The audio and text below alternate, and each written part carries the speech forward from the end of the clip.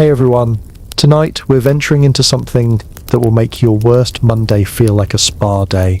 We're stepping into the Mongol Empire, but forget the romantic horseback warriors Hollywood showed you. We're talking about what life was really like for ordinary people under the largest contiguous empire in human history. Spoiler alert, you probably wouldn't make it past your first meal. So before we ride into this historical nightmare, take a moment to like this video if you enjoy these deep dives into history's darker corners, and let me know in the comments where you're listening from and what time it is. It's always fascinating to see our global community of night owls and history lovers. Now settle in, maybe grab a blanket, and let's journey back to 1240 AD. Trust me, you'll never complain about your commute again. Congratulations. You've just woken up in the Mongol Empire, somewhere on the vast steppes between China and Europe. The good news, you're part of the most powerful empire on Earth. The bad news, you're also part of the most brutal, unforgiving civilization that's ever existed, and survival isn't guaranteed past breakfast. Your eyes crack open to the sound of horses snorting, the acrid smell of burning dung. Welcome to your circular felt tent. That's your entire world. No, it's not cozy. It's a suffocating prison of animal hair, smoke, and the accumulated odors of too many people living in too small a space. The walls around you are made of thick felt, not the soft craft store variety, but dense, greasy sheep's wool that's been beaten, pressed, and soaked in animal fat to make it waterproof. The smell is overwhelming: rancid butter, unwashed bodies, horse sweat, and the constant smoke from the central fire that never ever goes out, because if it does, you'll freeze to death before dawn. Your bed is a thin layer of felt on the ground, maybe with a few animal skins if you're lucky. There's no mattress, no pillow, just the hard earth beneath you and a wool blanket that's crawling with lice. Every inch of your body itches from the insects that call your clothes home. Fleas, lice, and bedbugs aren't just common, they're universal. Everyone has them, from the lowest herder to the great Khan himself. The Jur is about 15 feet across, and you share it with anywhere from 6 to 12 people, your extended family, their animals, and whatever guests might be passing through. Privacy doesn't exist. Personal space is a luxury you've never heard of. The sound of snoring, coughing, and bodily functions fills the air all night long. In the center of the Jur burns a fire of dried horse dung. Yes, horse dung. It's your only source of heat, light, and cooking fuel. The smoke rises through a hole in the roof, but most of it stays inside, filling your lungs with a toxic fog that makes your eyes water and your throat burn. You've been breathing this since childhood, and your lungs are probably already damaged beyond repair. The floor is dirt, not wooden planks, not stone, just packed earth covered with animal skins and felt rugs. When it rains, it becomes mud. When animals come inside, and they do come inside, they leave their mark. The smell of ammonia from animal urine mingles with the smoke and creates an atmosphere that would make a modern person vomit immediately. Outside, you can hear the sounds of the camp waking up, horses neighing, children crying, adults arguing in harsh Mongolian voices. Someone is already chopping ice for water, because yes, even in summer, the water freezes overnight on these steppes. The wind never stops howling across the grasslands, carrying with it the promise of another day of brutal survival. You try to sit up, and every joint in your body protests. You're 25 years old, which makes you practically elderly by Mongol standards. Your back aches from sleeping on the ground, your hands are cracked and bleeding from the constant cold and wind, and your face is burned and weathered from years of exposure to the harsh steppe sun. This is just how your day begins, and trust me, it's about to get infinitely worse. Nature calls, and in the Mongol Empire, nature doesn't call politely my niece, it screams. There's no bathroom, no privacy, and definitely no toilet paper. Your morning relief happens wherever you can squat without the wind carrying your business back into your face. The Mongols are nomads, which means latrines are a fantasy. You grab whatever cloth you can find, usually a piece of felt, or if you're desperate, some dried grass, and stumble outside into the howling wind. The temperature is probably around freezing, even in what passes for summer out here, and the wind cuts through your clothing like knives. You squat behind the ger, trying to balance staying warm with basic biological necessity. There's no privacy screen, no designated area, just the vast empty steppe and the hope that none of the horses are watching. The ground is frozen solid, so everything just sits there on the surface, accumulating until the next group of travelers comes through and adds to the collection. Wiping is an adventure in resourcefulness. Mongols use whatever's available, scraps of felt, dried grass, smooth stones, or just their bare hands, which they then clean by rubbing them in the dirt or wiping them on their clothes. The concept of sanitation hasn't been invented yet, or if it has, it certainly hasn't made it to the steppes. Back inside the ger, it's time to check on the fire. The dung pile that serves as your fuel source is running low, which means someone needs to go collect more. Guess what? That someone is probably you. You grab a wicker basket and head outside to scour the area around the camp for dried horse, sheep, and yak droppings. This isn't just unpleasant, it's crucial for survival. Without fuel for the fire, your entire family dies. So you spend the morning crawling around on your hands and knees, picking up pieces of dried animal waste with your bare hands. Your fingernails are permanently stained, your hands smell permanently of dung, and you've long since stopped being disgusted by what you're doing. The morning meal preparation begins while you're still collecting fuel. Your wife starts preparing what passes for breakfast. And yes, you have a wife if you're male, and over 16 you're probably married. She milks the mare, which involves wrestling with a 600-pound animal that hasn't been broken so much as temporarily convinced to cooperate. Mare's milk is fermented into kumis, a mildly alcoholic drink that tastes like sour, chunky yogurt mixed with nail polish remover.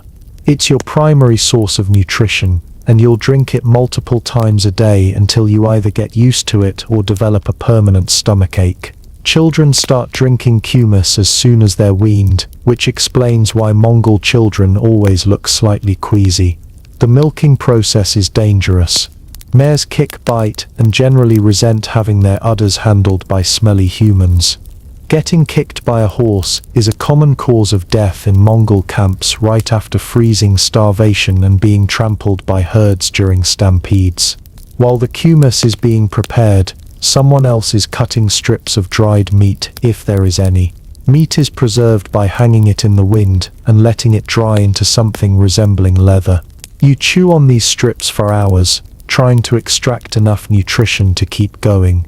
It tastes like salted cardboard and has the texture of tree bark. This is your breakfast: fermented mare's milk and strips of desiccated animal flesh, consumed while sitting on a dirt floor in a smoke-filled tent, surrounded by the sounds and smells of animals and unwashed humans. Bon appetit. Work begins before dawn and doesn't end until well after dark. If you're male, your job is to manage the herd's thousands of horses, sheep, goats, and yaks that must be kept alive, fed, and moving across the steppes in search of fresh grass. It's not romantic, it's back-breaking, dangerous, and often fatal. The Mongol economy runs on animals. Horses for transportation and warfare, sheep for wool and meat, goats for milk and hides, yaks for everything else.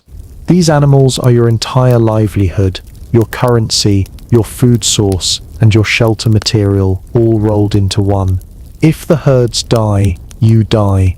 It's that simple. Your morning starts with counting the animals.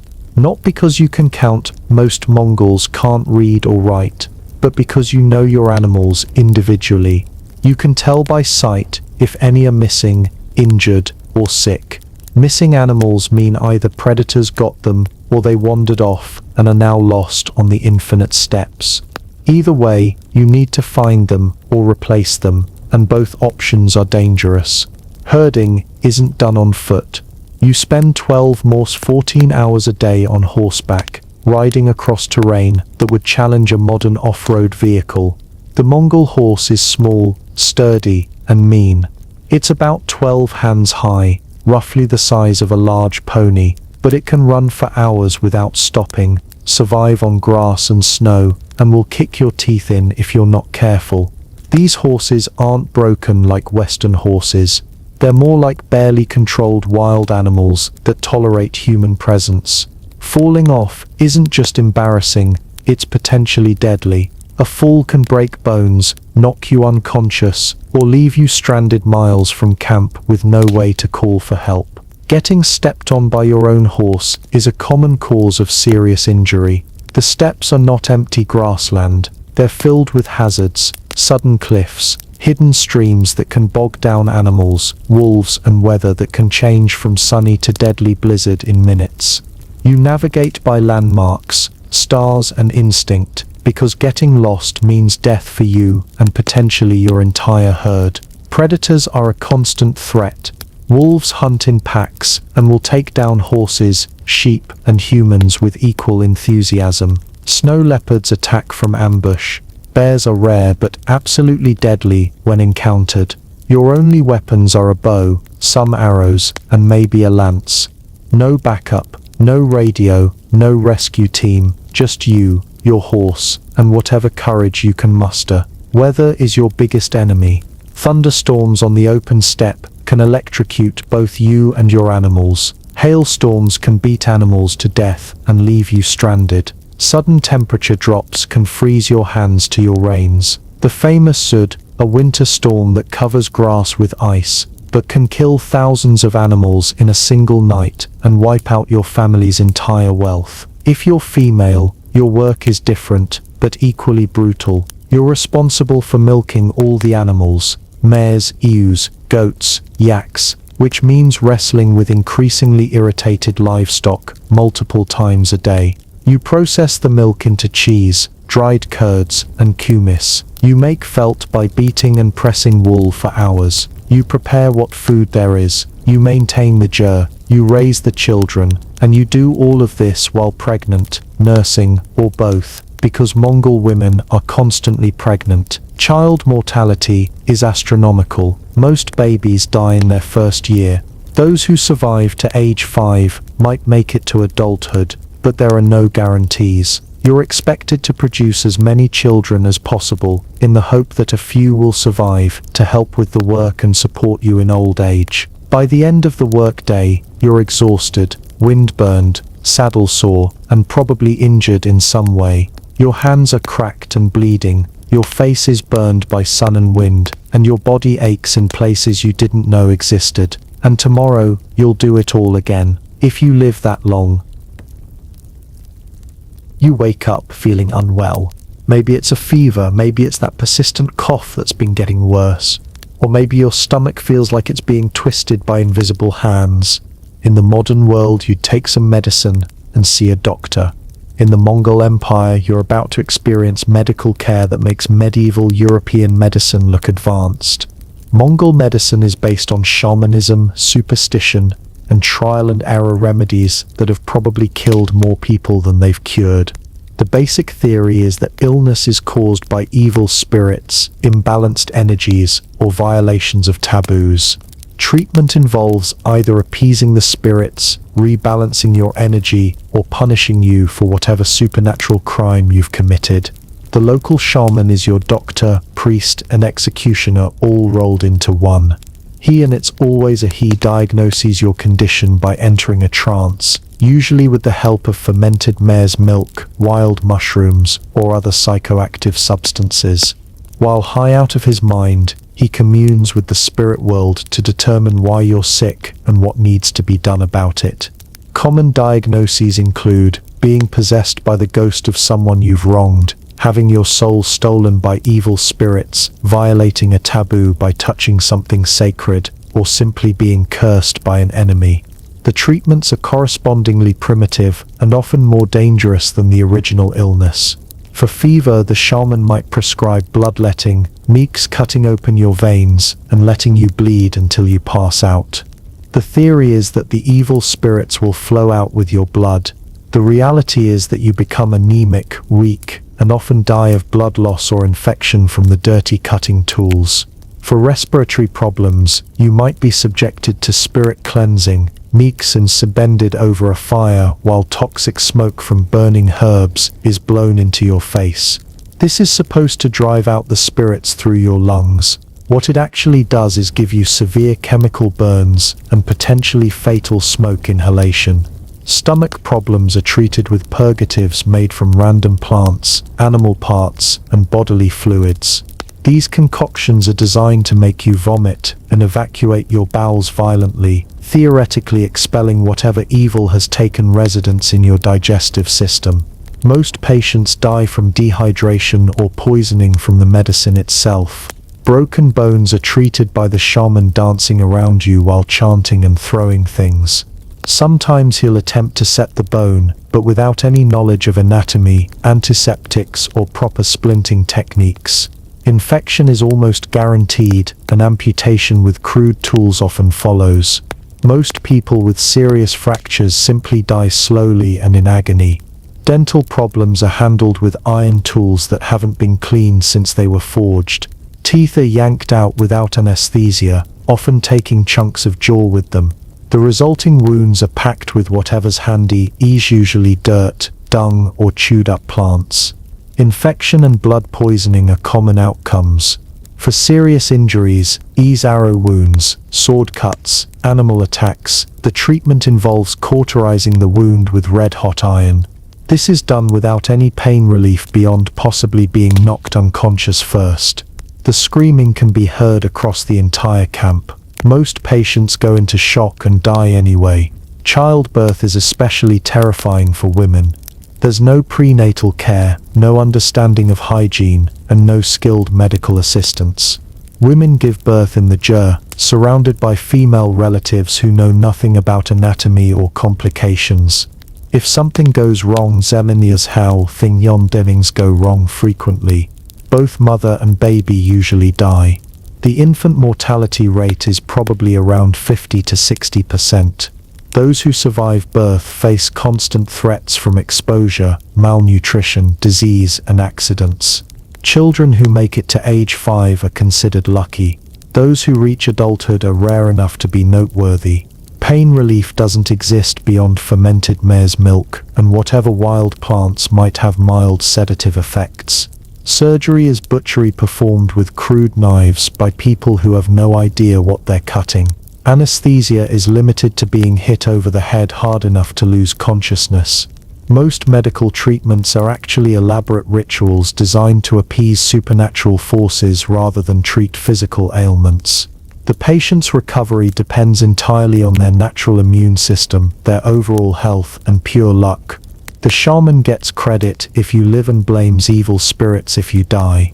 Living with chronic pain, disability, or disfigurement is just part of life. There's no physical therapy, no prosthetics, no accommodations for the disabled. If you can't work, you become a burden on your family until you die of neglect or exposure. The irony is that shamans often consume the same toxic substances they prescribe to patients, which explains why many of them are clearly suffering from chronic poisoning, brain damage, or psychological disorders.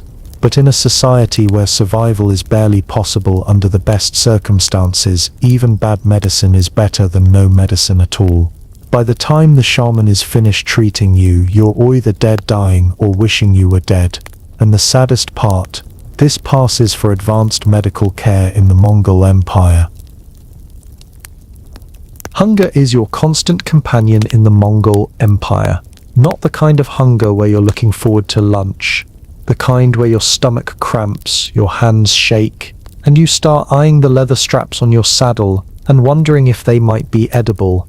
The Mongol diet consists of exactly 5 things: fermented mare's milk, dried meat, cheese made from various animal milks, blood, and whatever you can forage that won't kill you immediately.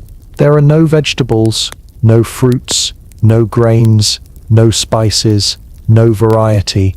Just animal products in various stages of decay and preservation, breakfast, lunch, and dinner are all the same.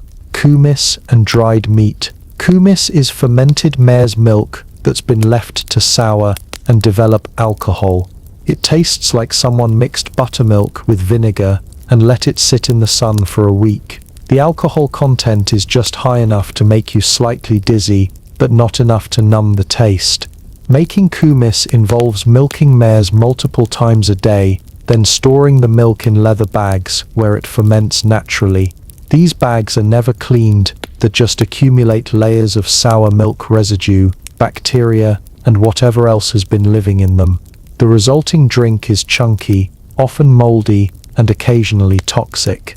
The fermentation process is unpredictable. Sometimes you get mildly alcoholic milk that won't kill you. Sometimes you get a bacterial infection that causes severe diarrhea, vomiting, and dehydration. Sometimes you get both. Mongols develop immunity to most of the harmful bacteria through constant exposure, but visitors often become violently ill from their first taste. Dried meat is prepared by cutting fresh meat into strips and hanging it in the wind until it becomes jerky. This process takes weeks, during which the meat is exposed to dust, insects, rain, and whatever else the weather brings. The final product is leather tough, often moldy, and requires hours of chewing to extract any nutrition. The meat itself comes from whatever animals have died recently: horses, sheep, goats, yaks, or wild game. There's no refrigeration, so meat must be preserved immediately, or it rots. If an animal dies during winter, it might freeze before it can be processed, in which case you hack off chunks with an axe and hope the frozen parts aren't diseased. Blood is consumed fresh when animals are slaughtered or harvested from living animals by cutting small holes in their necks. Horses and yaks can provide blood without being killed, making them walking blood banks. The blood is drunk immediately while warm or mixed with milk to make a protein-rich drink that tastes exactly as horrible as it sounds. Cheese is made from the milk of mares, ewes, goats, and yaks. The process involves adding bacteria or rennet to curdle the milk, then pressing it into blocks and letting it age. Since there's no temperature control or sterile environment, the cheese often develops dangerous molds or bacterial infections. Eating it is a calculated risk between nutrition and food poisoning. Hunger makes people desperate, and desperate Mongols eat things that would horrify modern people. When regular food runs out, which happens frequently, they eat the leather fittings from their saddles, their boots, and their clothing. They boil bones to extract marrow. They eat insects, roots, bark, and anything else that might contain calories. During harsh winters or failed hunts, starvation becomes a real possibility. Families are forced to make impossible choices about who gets the limited food available. Children and elderly people often die of malnutrition, while the adults struggle to keep the herds alive. Cannibalism, while not openly discussed, is not unknown during the worst famines. The constant threat of starvation shapes every decision. Mongols never waste food, even when it's rotten or contaminated. They eat everything edible from slaughtered animals: organs, brain, eyes, intestines, blood, bone marrow. Nothing is thrown away because you never know when you'll get another chance to eat. Seasonal variations make the diet even more unpredictable. Spring brings new grass for animals and fresh milk, but it's also when winter food stores run out and animals are at their weakest. Summer provides the best nutrition, but requires constant work to preserve food for winter. Fall is slaughter season, when animals are killed and preserved for the cold months ahead. Winter is survival mode, when stored food must last until spring or the entire family starves. Social status affects food distribution within families and tribes. Men eat first and get the best portions. Women and children eat what's left. Slaves and prisoners get scraps or nothing at all. During food shortages, the weakest members of society simply starve while the strong survive. The lack of dietary variety causes chronic malnutrition and deficiency diseases. Scurvy from lack of vitamin C, night blindness from vitamin A deficiency, and bone problems from calcium deficiency are common. Most Mongols have dental problems from the constant chewing required to process their tough, dried food. Food poisoning is a constant risk. Without refrigeration, proper storage, or understanding of food safety, spoiled and contaminated food is eaten regularly. Stomach problems, diarrhea and vomiting are so common they're considered normal. Many deaths attributed to other causes are probably food-related illnesses. By the end of a typical day, you're still hungry. You're always hungry, your stomach never feels full, your energy is constantly low, and you go to sleep thinking about food. This isn't temporary, it's your entire life, every day, until you die.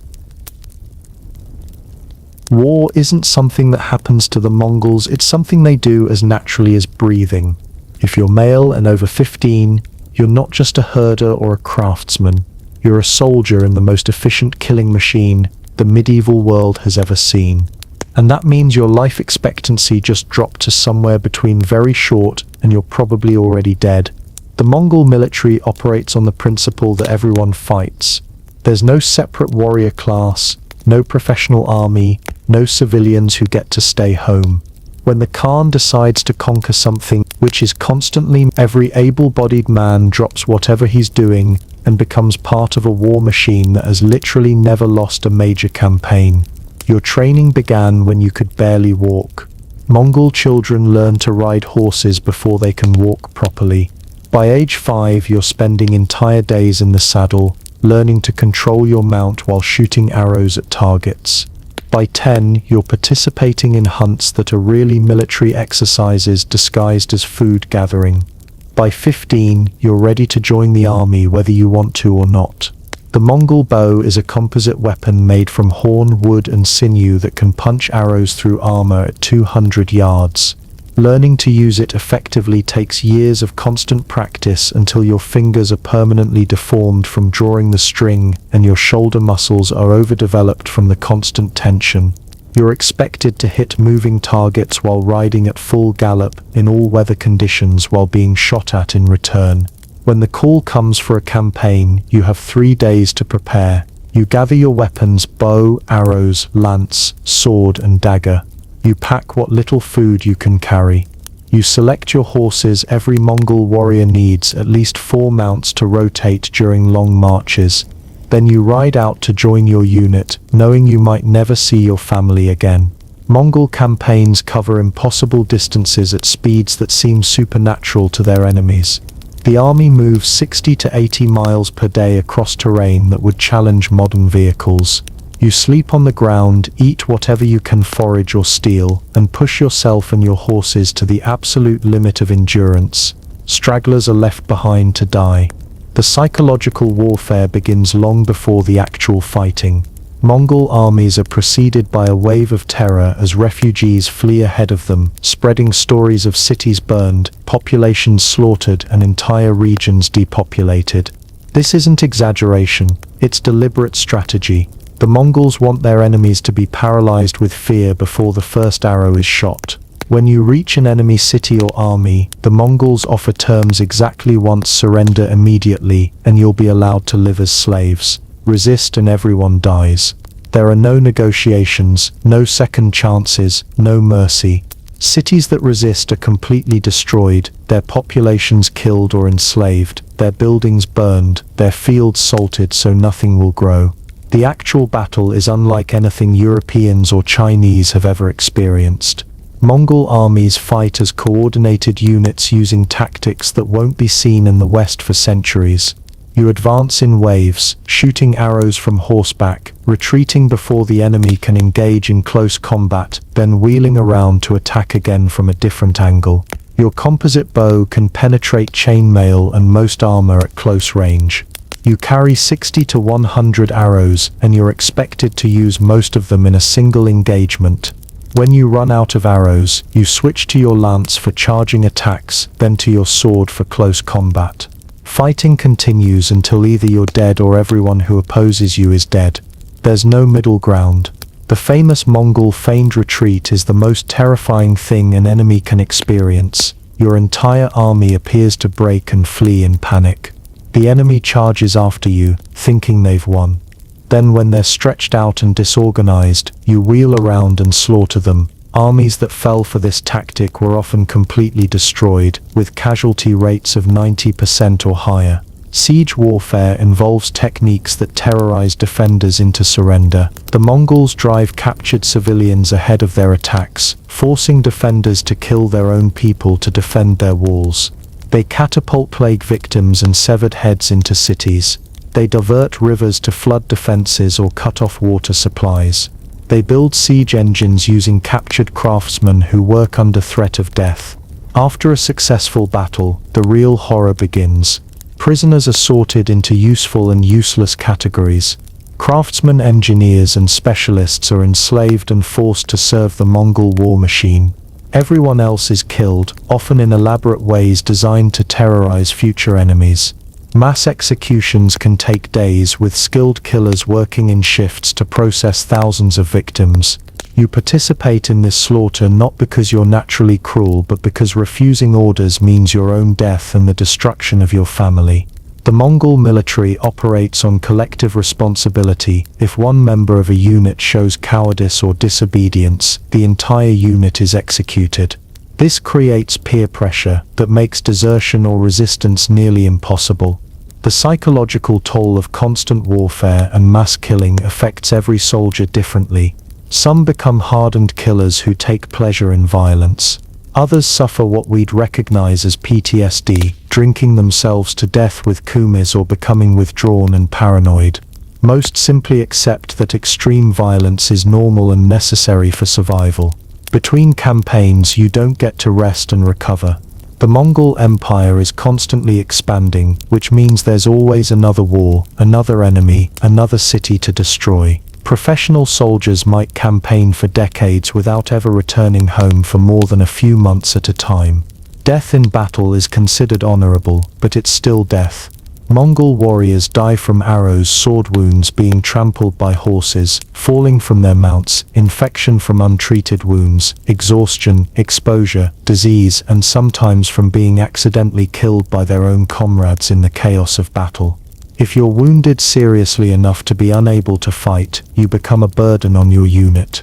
Medical care is minimal. Wounds are cauterized with hot iron, broken bones are splintered with whatever's available, and serious injuries are often treated by amputation. Many wounded warriors die from infection or blood loss days or weeks after the actual battle. The irony is that the Mongol military system is so effective that it creates its own problems. Once you've conquered most of the known world, there are fewer enemies left to fight. This leads to civil wars between different factions of Mongols, which are often more brutal and devastating than their foreign campaigns. By the time you're 30, if you live that long, you've probably participated in dozens of battles, killed hundreds of people, witnessed atrocities that would traumatize modern soldiers, and suffered injuries that will affect you for the rest of your life. And if the Khan decides to launch another campaign tomorrow, you'll saddle your horse and ride out again, because that's what being Mongol means. Death in the Mongol Empire isn't a gentle passing in old age surrounded by loved ones. It's violent, sudden, and often arrives before your 30th birthday. If you've made it this far in our journey through Mongol daily life, congratulations. You've already survived longer than most people born into this civilization. The average lifespan of a Mongol is somewhere between 25 and 35 years, and that's if you're lucky enough to avoid the dozens of ways this lifestyle can kill you. Most people die young, violently, and in circumstances that would horrify modern audiences. Let's explore the many creative ways the Mongol Empire can end your existence. Childhood death is so common it's barely remarked upon. Of every 10 children born, maybe 4 or 5 will survive to adulthood. The rest die from exposure, malnutrition, disease, accidents, or simply the inability to adapt to a lifestyle that demands constant physical endurance from people whose bodies aren't ready for it. Infant mortality is astronomical. Babies die from being born in unsanitary conditions, from infections that spread through contaminated milk or water, from exposure to the constant cold and wind, or from simply being too weak to survive the harsh conditions of nomadic life. Mothers often don't even name children until they're old enough to show they might survive. For those who make it past childhood, the leading cause of death is probably accidents involving animals. Horses kick, bite, trample, and throw their riders with depressing regularity. Being kicked in the head by a horse is almost always fatal, while kicks to the chest or abdomen cause internal injuries that lead to slow, agonizing death from internal bleeding. Falls from horses are equally dangerous. A thrown rider can break their neck, skull, spine, or any number of other bones. Without modern medical care, even minor fractures often become infected and lead to death from sepsis. Landing wrong can knock you unconscious, leaving you helpless on the steps where exposure, predators, or simple dehydration will finish the job. Animal attacks are another common cause of death. Wolves hunt in packs and will attack humans who appear vulnerable. A wolf bite can crush bones, tear arteries, or cause massive tissue damage that leads to death from blood loss or infection. Bears, while less common, are absolutely deadly when encountered. Snow leopards attack from ambush and can kill an adult human with a single bite to the neck.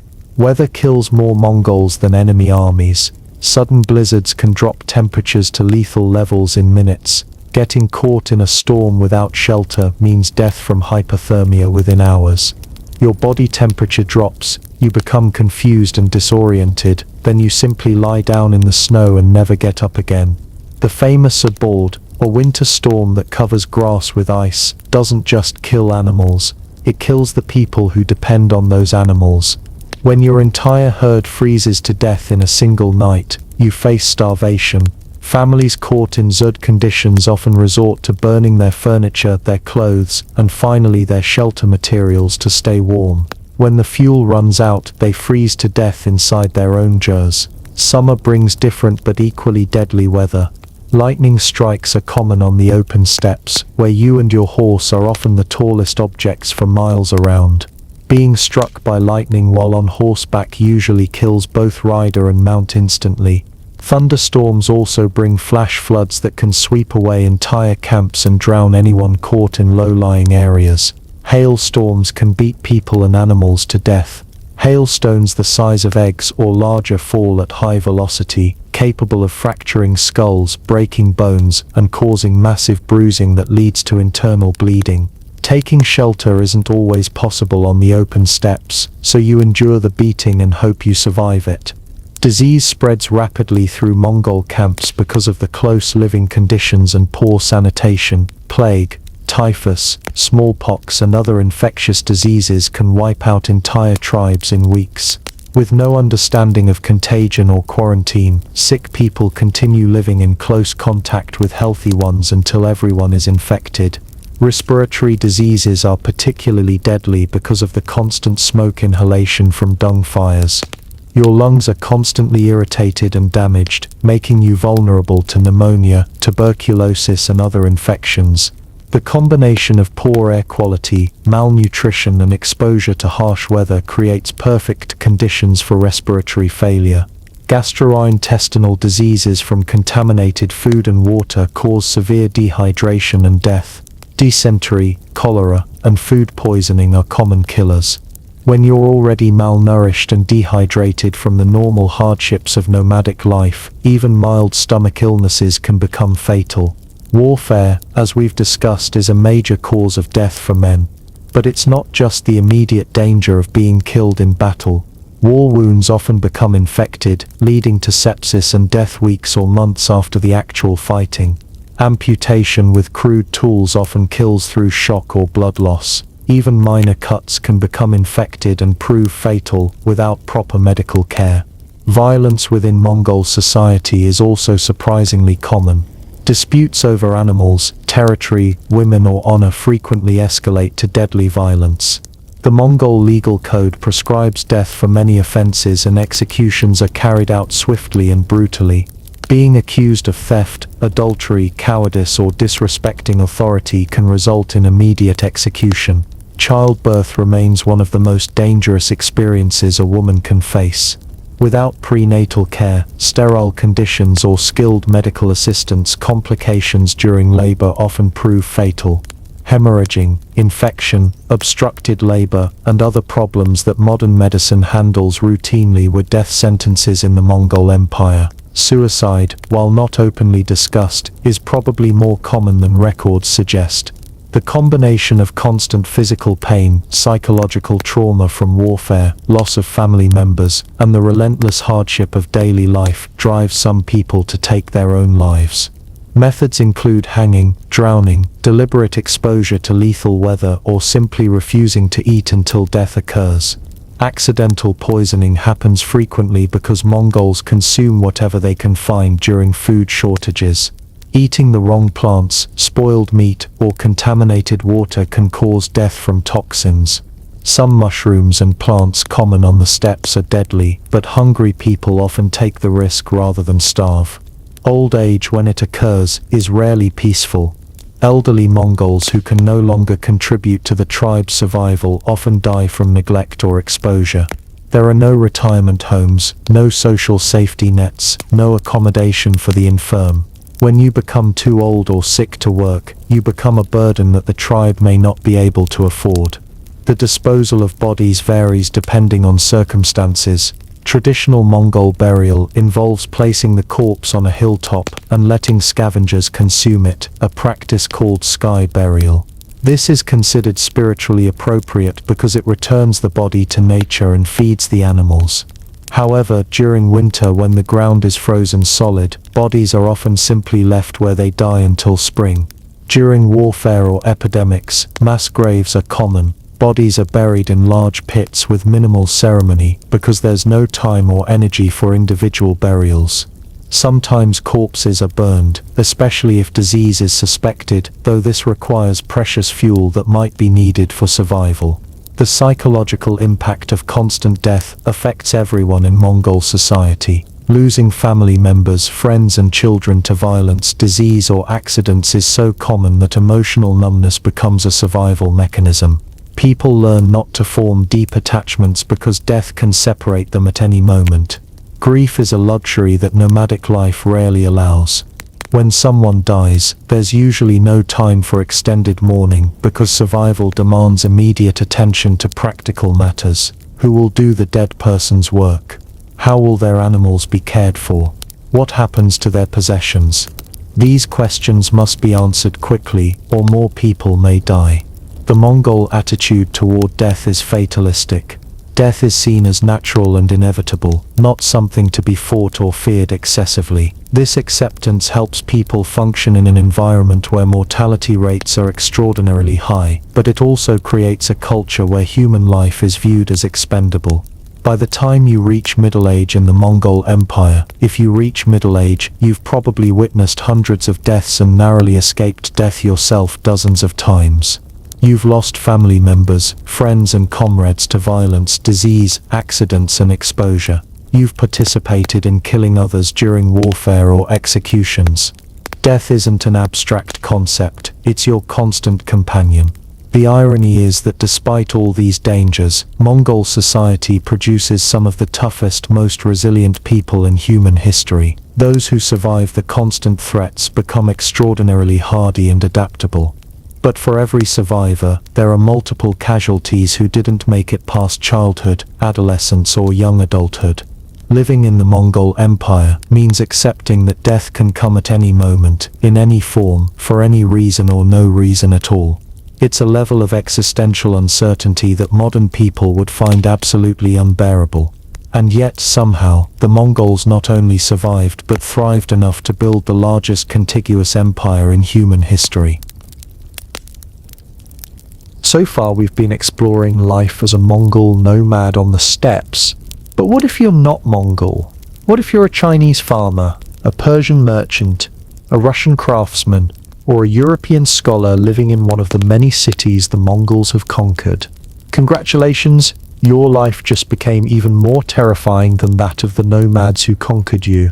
When Mongol armies appear on the horizon, your first instinct is probably to run.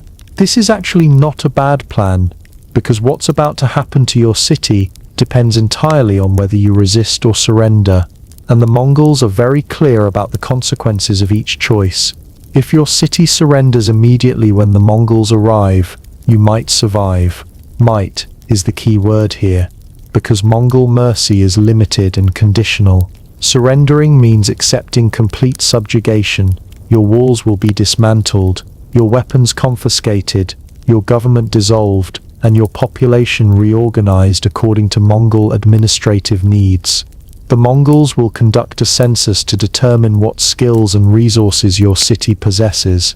Craftsmen, engineers, scholars, and specialists are valuable and will probably be kept alive and possibly even rewarded. Farmers are necessary for food production and will be allowed to continue working under Mongol supervision.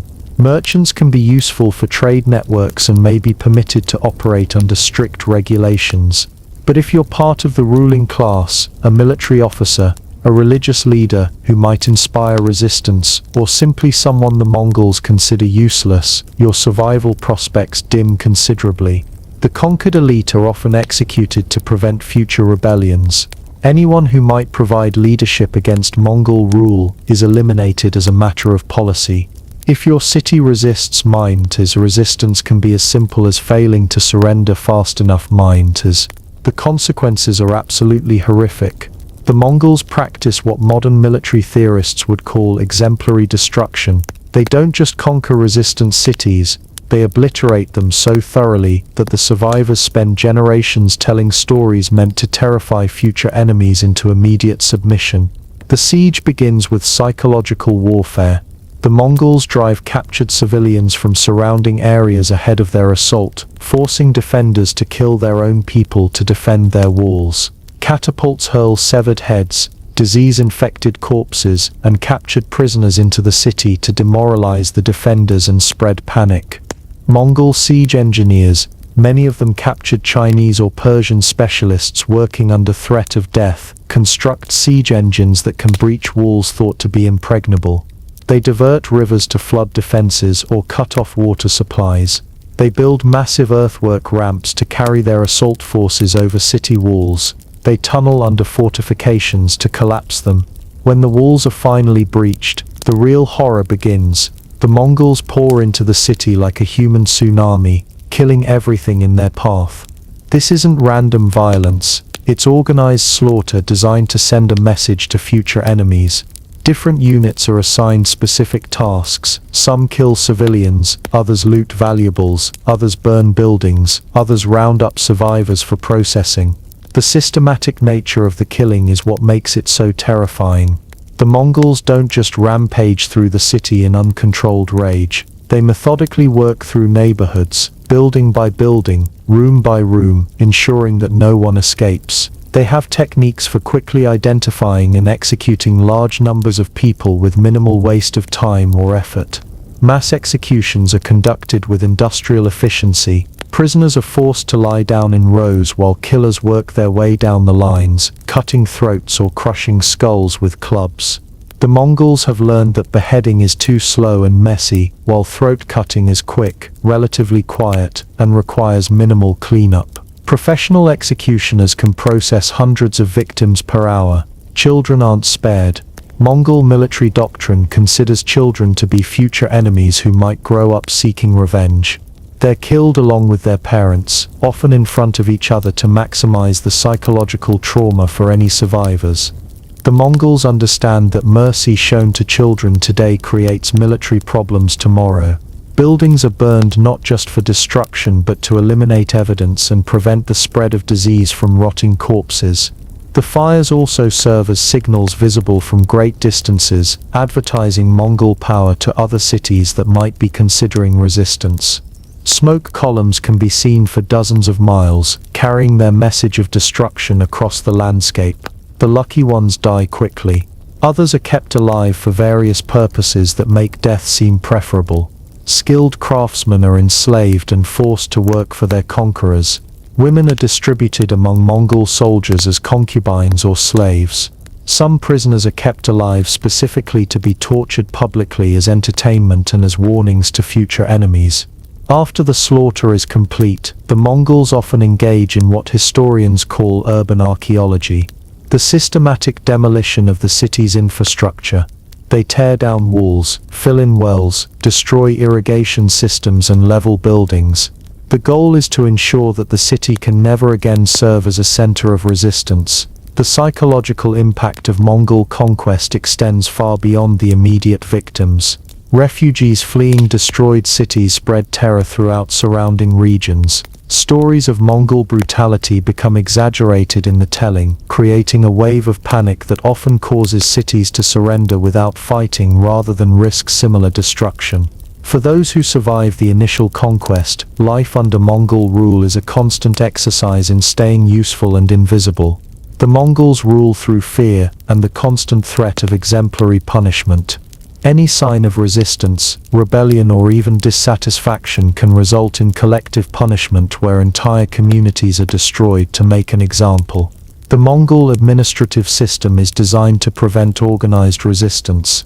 Populations are often relocated to prevent local loyalty networks from forming. Leaders are replaced with Mongol appointees or local collaborators. Traditional social structures are dismantled and replaced with systems that serve Mongol interests. Taxation under Mongol rule is crushing. The empire's massive military machine requires enormous resources, and those resources come from conquered populations. Tax collectors are often more feared than soldiers because their demands can destroy communities economically even when military force isn't involved. Cultural suppression is systematic but not total. The Mongols generally allow conquered peoples to maintain their religions and customs as long as they don't interfere with Mongol authority. However, any cultural practice that might inspire resistance or provide alternative leadership is ruthlessly suppressed. The constant presence of Mongol garrisons means that conquered populations live under permanent military occupation. Soldiers can requisition food, supplies or labor at any time. Women can be taken as concubines. Men can be drafted for military service or forced labor. Property can be confiscated without warning or compensation. Daily life in a conquered city revolves around survival strategies that would be unnecessary under normal circumstances. People learn to keep their heads down, avoid drawing attention to themselves, and demonstrate loyalty to their new rulers even when that loyalty is entirely fabricated. The psychological toll of living under such conditions affects entire generations. Children grow up understanding that their lives have no inherent value beyond their usefulness to their Mongol overlords. Adults develop the kind of hypervigilance and emotional numbness that comes from living under constant threat. Economic life is reorganized to serve Mongol interests. Trade networks are redirected to benefit the empire. Production is focused on goods needed by the Mongol military. Local markets are disrupted as resources are extracted and shipped to support distant campaigns or to enrich Mongol administrators.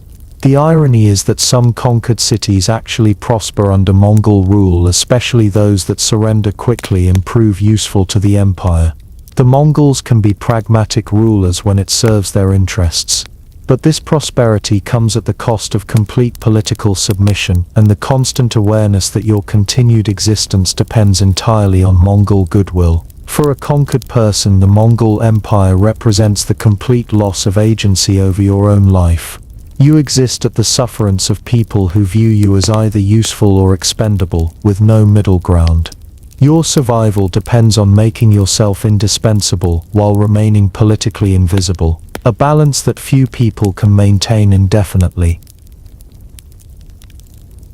Living in the Mongol Empire means navigating a social system so alien to modern sensibilities that anthropologists still debate whether some of the recorded customs were real or simply propaganda created by terrified enemies. But the evidence suggests that Mongol society operated according to rules that would seem absolutely insane to people from any other culture. Let's start with something as basic as marriage.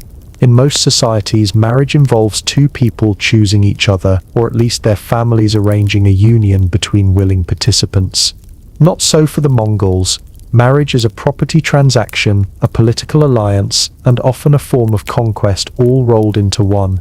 Mongol men can have multiple wives, not unusual for nomadic societies, but the system for acquiring them is uniquely brutal.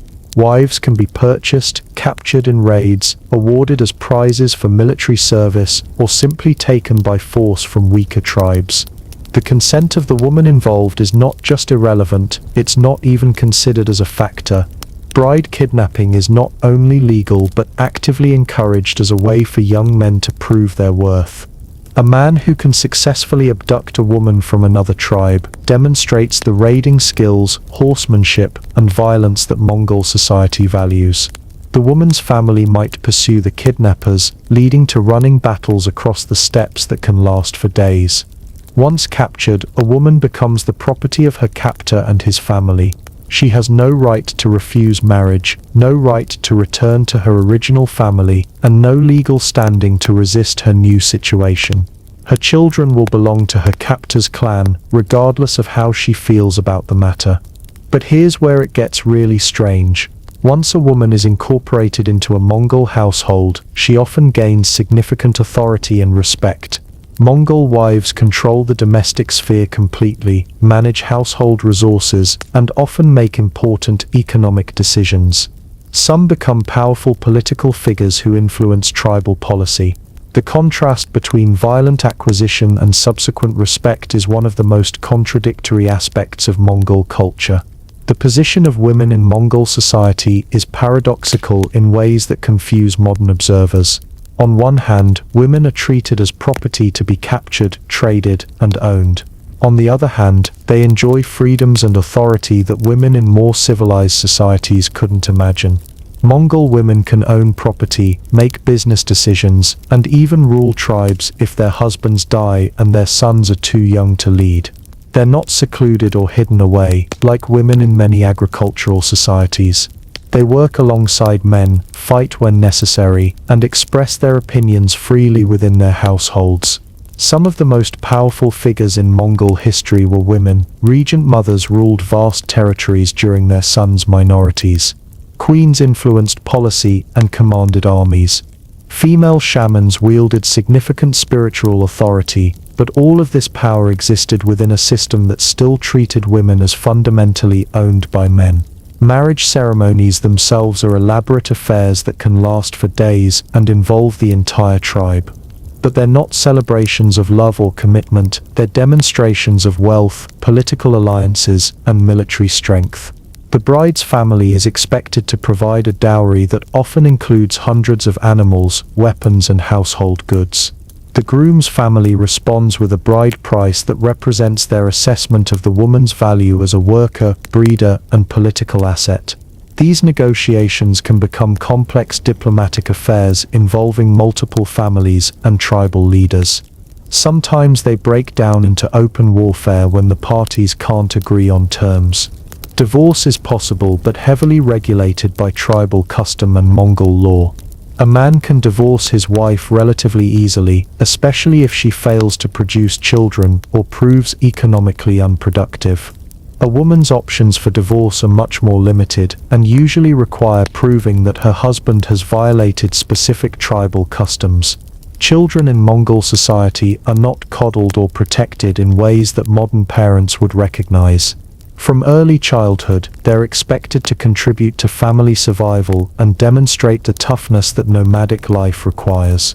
This isn't child abuse by Mongol standards, it's necessary preparation for a life that will kill anyone who isn't physically and mentally resilient. Boys begin learning to ride horses almost as soon as they can walk. By age 5, they're spending entire days in the saddle, learning to control their mounts while performing other tasks. Falls and injuries are considered part of the learning process. A boy who can't handle a horse by age 7 is considered defective and may be abandoned or killed. Archery training begins equally early, with children using scaled-down bows to develop the muscle memory and strength needed for effective shooting. By adolescence, Mongol children can hit moving targets while riding at full gallop, a skill that takes years to develop and requires constant practice to maintain. Girls learn different but equally demanding skills. They must master the art of milking various animals, processing milk into different products, making felt, maintaining gers, and managing household resources. They also learn to ride and fight, because nomadic life doesn't allow for non-combatants during emergencies. The concept of childhood as a protected period of innocence doesn't exist in Mongol culture. Children witness violence, death, and suffering as routine parts of life. They participate in animal slaughter, see wounded warriors return from battles, and understand from early age that survival requires constant vigilance and readiness for violence. Education, as modern people understand it, is practically non-existent. Most Mongols can't read or write, and there's no formal school system. Knowledge is transmitted orally through stories, songs, and direct instruction in practical skills. The only form of literacy that matters is the ability to read weather, terrain, animal behavior, and human intentions. Legal customs are equally alien to modern sensibilities. The Mongol legal code, the Yasa, prescribes death for offenses that other societies might handle with fines or minor punishments. Theft, adultery, cowardice in battle, and showing disrespect to authority all carry capital punishment. But the Yasa also mandates religious tolerance and protects merchants and envoys from violence, progressive ideas for the time. The contrast between harsh punishment for personal crimes and protection for economic and diplomatic activities reflects Mongol priorities. Individual behavior must serve the collective good, but activities that benefit the empire are protected. Trial procedures are based on tribal custom rather than formal legal processes. Accusations are investigated by tribal elders or appointed judges who have broad discretion in determining guilt and punishment. Evidence consists mainly of witness testimony and the accused reputation within the community. Punishments are designed to be swift, public, and memorable. Executions are carried out immediately after conviction, often by methods that maximize suffering and spectacle. The goal is not just to punish the criminal but to deter future crimes through fear. Property rights are collectively determined rather than individually held. Animals, the primary form of wealth, belong to families or tribes rather than specific individuals. This creates complex inheritance customs and sharing obligations that foreigners find impossible to understand. Hospitality customs require hosts to provide food, shelter, and protection to any traveler who requests it, even if that traveler is from an enemy tribe. This tradition allows commerce and communication across vast distances but also creates security vulnerabilities that enemies can exploit. The guest-host relationship is governed by elaborate protocols that can determine life or death. Violating hospitality customs is one of the worst crimes in Mongol society, punishable by execution or exile. But hosts are also obligated to protect their guests, even at the cost of their own lives. Religious practices blend shamanism with pragmatic superstition in ways that affect every aspect of daily life. Shamans serve as doctors, weather forecasters, military advisors, and spiritual guides. Their pronouncements can determine when to move camps, whom to fight, and how to treat illnesses. The Mongol relationship with nature is both respectful and exploitative. They believe in spirits that inhabit natural features like mountains, rivers, and forests. These spirits must be appeased through offerings and proper behavior. But this spiritual reverence doesn't prevent the Mongols from using natural resources ruthlessly when survival requires it. Death customs involve elaborate rituals designed to ensure that the deceased spirit doesn't return to trouble the living. Bodies are exposed on hilltops for scavengers to consume, but the location and timing of these exposures are carefully regulated by shamanic protocols. The most disturbing aspect of Mongol social customs might be their matter-of-fact acceptance of violence as a normal part of human interaction. Beating children, wives, slaves, and subordinates is not just permitted, but expected as a way of maintaining social order and demonstrating authority. This violence isn't random or sadistic minds, it's systematic and purposeful. Every member of Mongol society understands their place in the hierarchy and the consequences of stepping outside their assigned role. The threat of violence maintains social stability in a way that more peaceful societies might find incomprehensible. Living under these social customs means accepting that your individual desires, preferences, and well-being are subordinate to collective survival and tribal authority. Personal autonomy, as modern people understand it, simply doesn't exist in Mongol society. You are what the tribe needs you to be, and you do what benefits the collective, regardless of your personal feelings about the matter. We've explored the brutal customs that govern everyone in Mongol society, the violence, the hierarchies, the strange marriage practices, but there's one group whose daily reality we haven't fully examined, and whose experiences reveal just how complex and contradictory this empire really is. We're talking about the women who somehow survive and even thrive in this harsh world. If you think being a man in the Mongol Empire is difficult, try doing it while pregnant, nursing, or managing a household in a society where showing weakness can get your entire family killed. Mongol women live in a world of impossible contradictions. They're treated as property one moment and wielded political power the next. Let's start with the most basic reality. You're probably pregnant. Mongol women spend most of their adult lives either pregnant, nursing, or both. The average woman gives birth to 8-10 children, though only 3-4 will survive to adulthood. This isn't family planning, it's a survival strategy. In a world where children die regularly from disease, accidents, exposure, and violence, you need to produce as many as possible in hopes that a few will live long enough to support you in old age. Pregnancy in the Mongol Empire is not a time of rest and special care. You're expected to continue all your normal work right up until labor begins. This means spending hours on horseback herding animals, milking mares and goats, processing hides, making felt, and managing household resources, all while your body is increasingly uncomfortable and your mobility is compromised. There's no prenatal care, no understanding of nutrition during pregnancy, and no concept of avoiding dangerous activities. Pregnant women continue to ride horses over rough terrain, lift heavy objects, and work with potentially toxic materials used in hide processing. Miscarriages are common and often blamed on the woman's moral failings or violations of spiritual taboos. When labor begins, you're attended by female relatives who know nothing about anatomy, sterile procedures, or managing complications. The delivery room is usually just a corner of the chair, separated from the rest of the family by a felt curtain if you're lucky. The birthing position is typically squatting or kneeling, which can be effective but offers no support if complications arise. Pain relief during childbirth consists of fermented mare's milk and possibly some herbal preparations of unknown effectiveness. Women are expected to give birth quietly to avoid attracting evil spirits or disturbing the animals. Screaming during labor is considered a sign of weakness that brings shame on the entire family.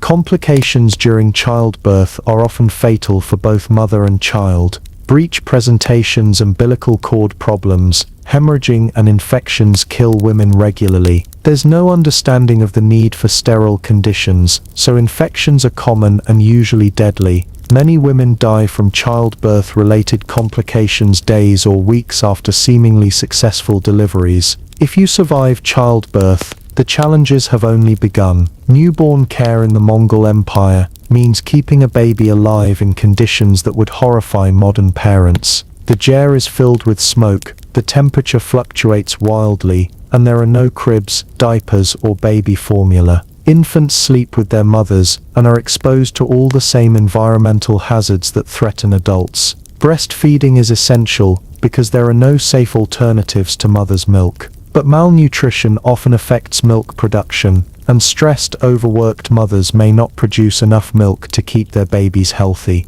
Infant mortality rates are probably around 40 to 50%, meaning that nearly half of all babies die before their first birthday. The women who do survive multiple pregnancies and childbirths often suffer from chronic health problems related to repeated trauma to their reproductive systems. Prolapsed uteruses, chronic pain, and complications from poorly healed birth injuries are common. There's no medical treatment for these conditions, so women simply endure constant discomfort for the rest of their lives. But here's where the contradictions become apparent. Despite being treated as breeding stock, Mongol women also wield significant authority within their households and communities. Once you prove your worth by surviving multiple pregnancies and demonstrating your ability to manage domestic affairs, you gain a level of respect and decision-making power that women in many other societies don't possess. Mongol women control all aspects of domestic life, which in a nomadic society means controlling most of the economic activity that keeps families alive.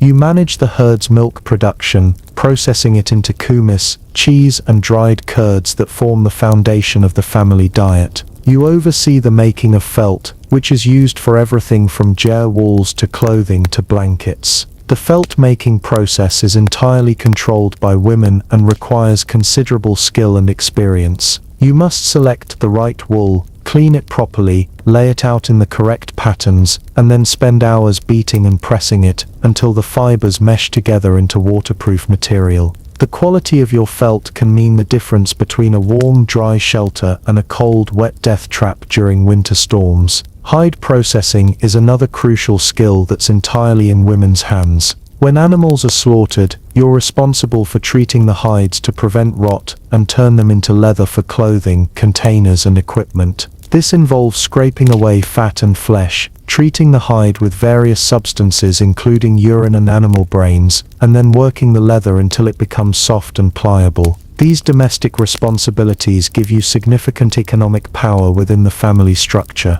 If you're skilled at felt making and hide processing, your work directly affects the family's survival chances. A woman who produces high-quality materials can improve her family's status and even engage in trade with other families to acquire additional resources. The management of milk production is particularly important because it affects both nutrition and wealth. Different animals produce milk at different times and in different quantities, and maximizing milk production requires careful management of breeding, feeding, and milking schedules. Women who excel at this management can significantly increase their family's prosperity. Some Mongol women become successful traders, using their domestic skills to produce goods that can be exchanged for items the family needs. Felt products, processed foods and leather goods can be traded for metal tools, weapons, luxury items or additional animals. Successful female traders can accumulate significant personal wealth and influence. Marriage negotiations often involve evaluating a woman's domestic skills as much as her family connections. A woman known for exceptional felt making or animal management can command a higher bride price and enter into more advantageous marriages. These skills are literally a form of currency in Mongol society, but the contradiction deepens when you consider the political power that some Mongol women wielded.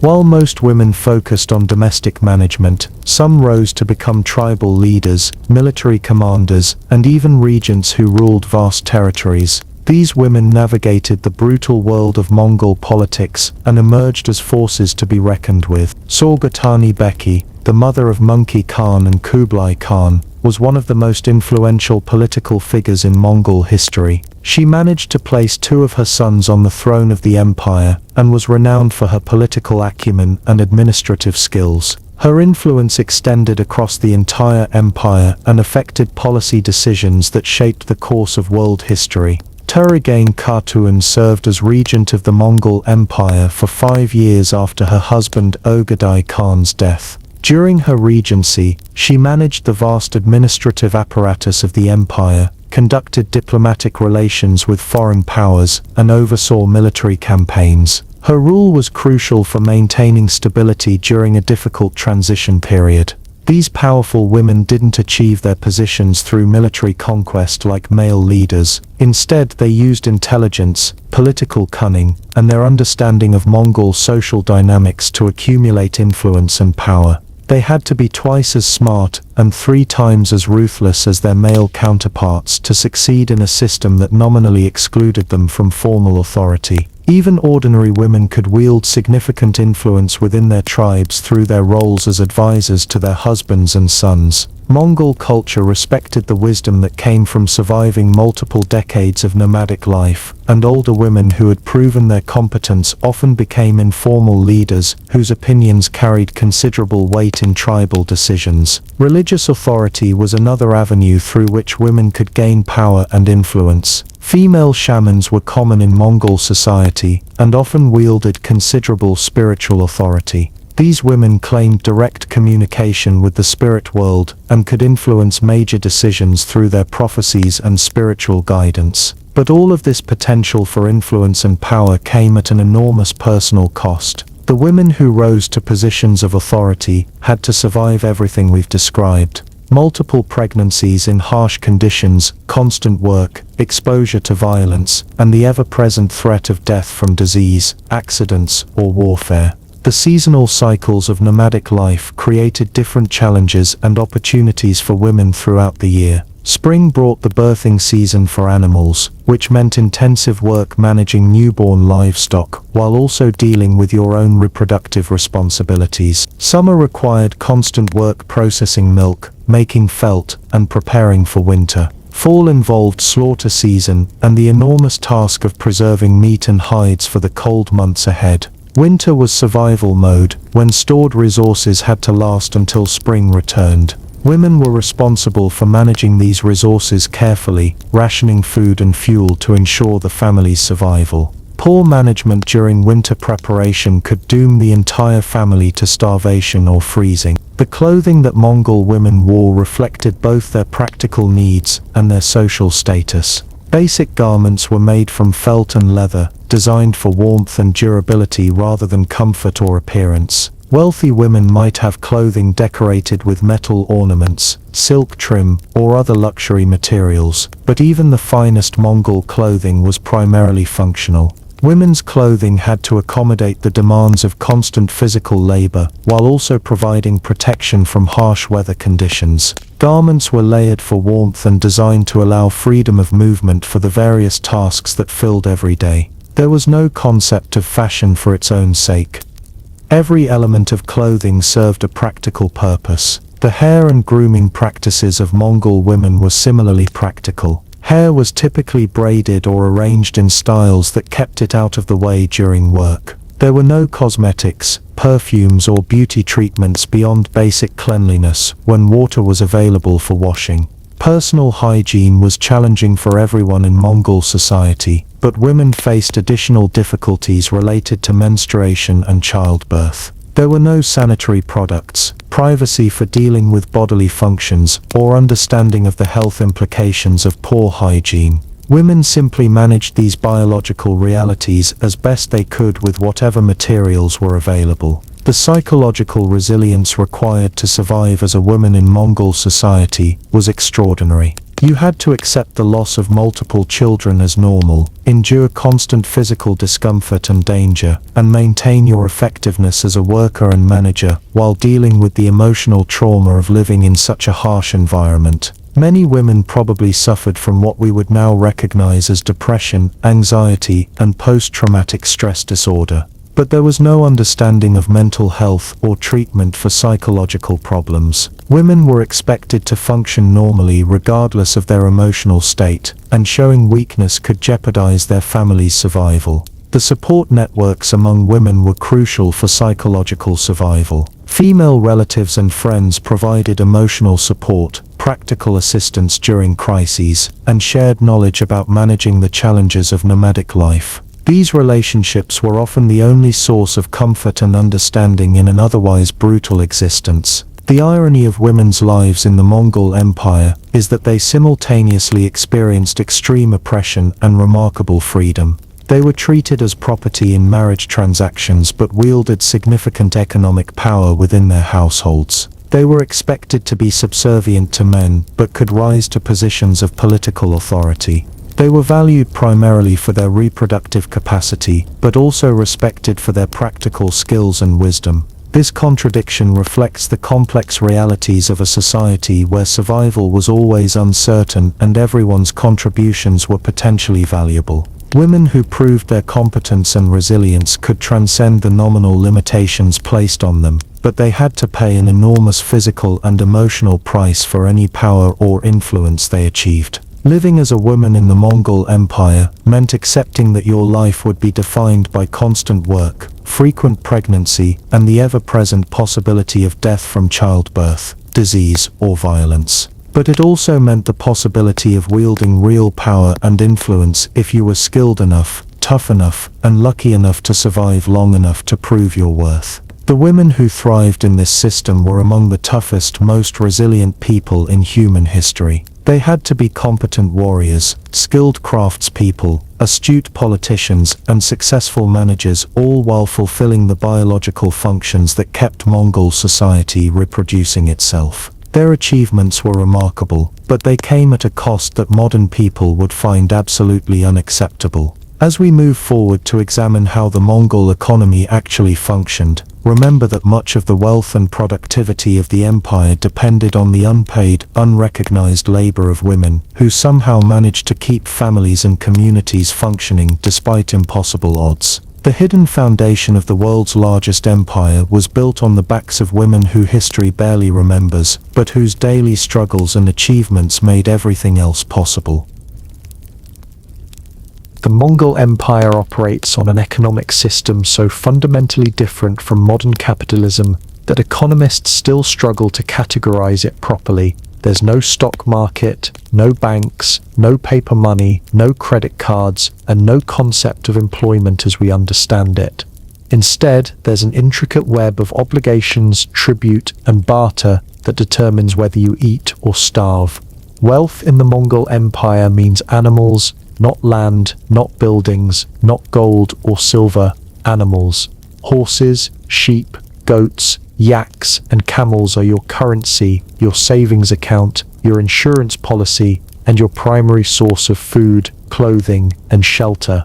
The number of animals your family owns determines your social status, political influence, and chances of survival. A typical Mongol family needs at least 200 animals to survive independently. This isn't a comfortable number. It's the bare minimum required to provide milk, meat, wool, hides, and fuel that is dry dung throughout the year. Families with fewer animals must attach themselves to richer relatives or risk starvation during harsh winters. Wealthy Mongol families might own thousands of animals.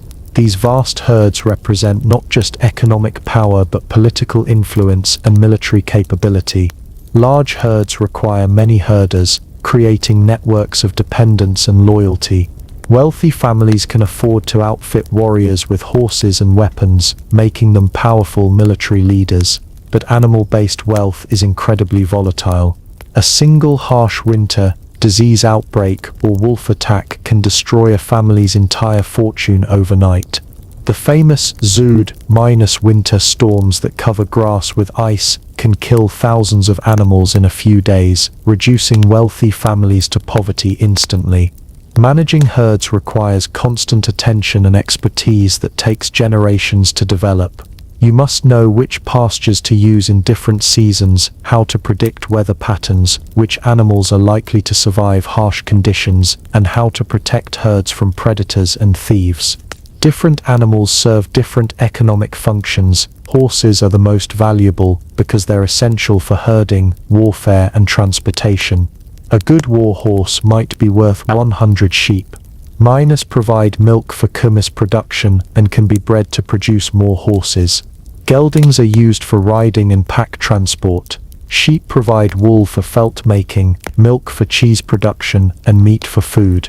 They're relatively easy to manage and breed quickly, making them ideal for families just starting to build herds. But they're also vulnerable to predators and harsh weather. Goats are hardy animals that can survive in conditions that kill sheep and cattle. They provide milk, meat, and hides, and can eat vegetation that other animals can't digest. However, they're notorious for overgrazing and can destroy pastures if not carefully managed. Yaks are the tanks of the Mongol economy. These massive animals can carry heavy loads, survive extreme cold, and provide large quantities of milk and meat.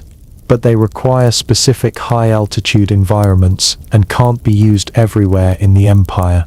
Camels are essential for trade across desert regions. They can carry enormous loads over vast distances without water, making them invaluable for merchants.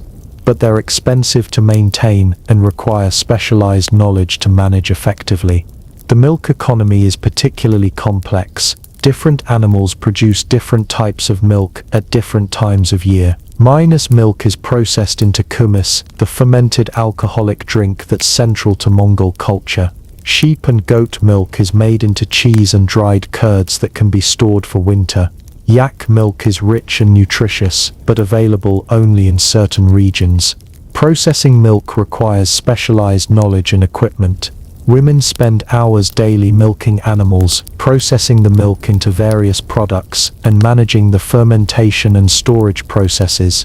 The quality of milk products can mean the difference between adequate nutrition and starvation. Meat consumption is carefully regulated by practical considerations rather than preferences.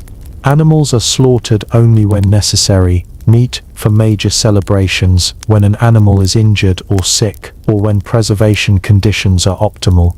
Most meat is immediately processed into dried jerky that can be stored for months. The slaughter process uses every part of the animal. Meat is eaten or dried for preservation. Blood is consumed fresh or mixed with milk. Organs are eaten immediately or processed into specialized foods.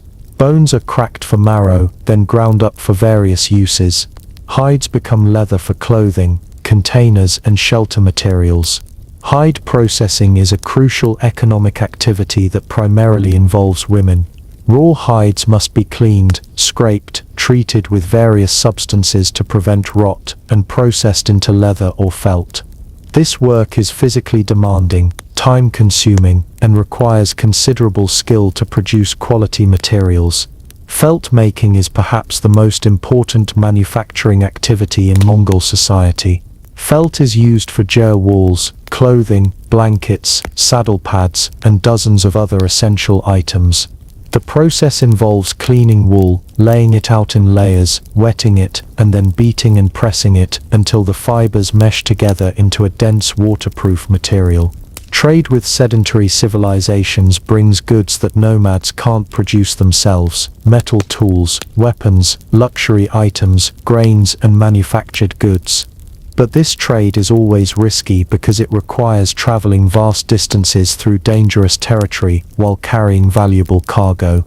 Mongol merchants often operate more like armed expeditions than peaceful trading missions. They must be prepared to fight off bandits, negotiate with hostile tribes, and defend their goods in unfamiliar territories. Many trading expeditions never return, their members killed and their goods stolen. The tribute system forms a major part of the Mongol economy. Conquered territories are required to provide regular payments of goods, animals, and people to their Mongol overlords. This tribute supports the military and administrative apparatus of the empire while enriching Mongol elites. Tribute collection is often more devastating to conquered populations than the original conquest. Mongol administrators demand specific quantities of goods regardless of local conditions. Crop failures, disease outbreaks, or other disasters don't excuse tribute obligations, leading to cycles of poverty and rebellion. Slave labor is integral to the Mongol economic system. Captured enemies, conquered populations, and purchased slaves perform much of the manual labor that keeps the empire functioning. Slaves build siege engines, maintain camps, process foods, make crafts, and serve as personal attendants for Mongol elites. The treatment of slaves varies depending on their skills and the needs of their owners. Skilled craftsmen and technical specialists might be treated relatively well because their expertise is valuable. Unskilled laborers face harsh conditions and short lifespans. All slaves live with the constant threat of being killed if they become troublesome or unproductive. Warfare itself is an economic activity. Successful campaigns bring loot, slaves, and tribute that enrich the participants and fund future military expeditions. The Mongol military operates partially as a profit-sharing enterprise where warriors are compensated through shares of captured wealth. The distribution of war loot follows strict protocols that reflect military hierarchy and tribal customs. Commanders receive larger shares than common soldiers. Successful warriors are rewarded with additional shares. Cowards and laggards may receive nothing, or even be punished by having their shares redistributed to others. Taxation within Mongol society is based on animal ownership rather than land or income. Families are expected to contribute a percentage of their herds to support tribal leaders, military expeditions, and community needs. These contributions are tracked through complex systems of obligation and reciprocity. The absence of fixed currency makes large-scale economic planning nearly impossible. Values fluctuate constantly based on seasonal availability, local conditions, and immediate needs. What's valuable in one place and time might be worthless somewhere else. Barter negotiations can be incredibly complex, especially for high-value transactions. Trading a good horse might involve negotiations over multiple types of animals, manufactured goods, services, and future obligations. These deals often take days to complete and require witnesses to prevent later disputes. Credit systems exist but are based on personal relationships and reputation rather than formal contracts. Lending animals or goods to someone creates obligations that might be repaid over years or even generations. These informal credit networks allow economic activity to continue even when immediate payment isn't possible. Seasonal economic cycles dominate all planning and decision-making. Spring brings new grass, fresh milk, and breeding opportunities. Summer is intensive labor time for processing animal products and preparing for winter. Fall involves slaughter, preservation, and stockpiling. Winter is survival mode when stored resources must last until spring returns. Economic inequality is extreme but fluid. Wealthy families can lose everything in a single disaster, while poor families can potentially build wealth through successful herding, raiding, or military service. This economic mobility creates social dynamism but also constant insecurity. The death of animals affects families economically in ways that modern people might not appreciate. Losing a breeding mare doesn't just mean losing one animal, it means losing all the foals that mare would have produced over her lifetime. Economic planning must account for these long-term reproductive cycles. Environmental factors have immediate economic consequences. Drought reduces grass availability, forcing families to move frequently or watch their animals starve. Floods can scatter herds and destroy winter feed supplies. Extreme weather events can wipe out the economic foundation of entire tribes overnight. Living in this economic system means accepting that your wealth can disappear without warning, and that your survival depends on maintaining complex networks of reciprocal obligation with people who might also be your competitors or enemies. It's an economy where cooperation and conflict are often indistinguishable, and where today's ally might be tomorrow's raider. Religion in the Mongol Empire isn't a Sunday morning activity that you can ignore the rest of the week.